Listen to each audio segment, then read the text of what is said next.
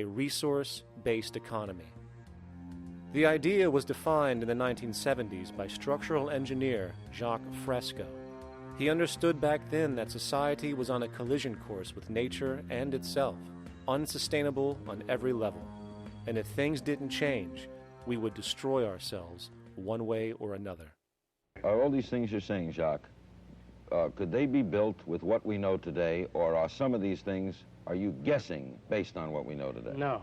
All of these things can be built with what we know today. It would take 10 years to change the surface of the earth, to rebuild the world into a second Garden of Eden. The choice lies with you. The stupidity of a nuclear arms race, the development of weapons, trying to solve your problems politically by electing this political party or that political party, that all politics is immersed in corruption. Let me say it again. Communism, socialism, fascism, the Democrats, the liberals, we want to absorb human beings. All organizations that believe in a better life for man, there are no Negro problems or Polish problems or Jewish problems or Greek problems or women's problems. They're human problems. I'm not afraid of anybody. I don't work for anyone. No one can discharge me. I have no boss.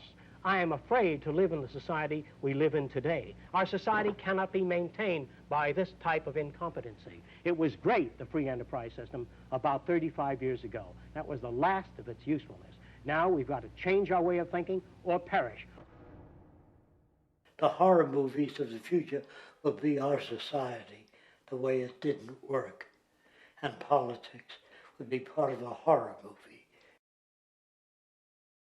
Lots of people today use the term cold science because they're analytical, and they don't even know what analytical means. Science means closer approximations of the way the world really works. So it's telling the truth, is what it is. A scientist doesn't try to get along with people. They tell them what their findings are.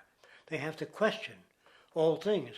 And if some scientist comes up with an experiment that shows certain materials have certain strength, other scientists have to be able to duplicate that experiment and come up with the same results.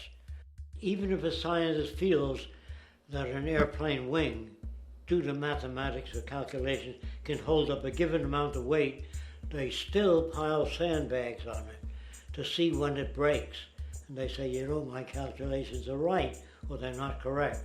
I love that system because it's free of bias and free of thinking that math can solve all the problems.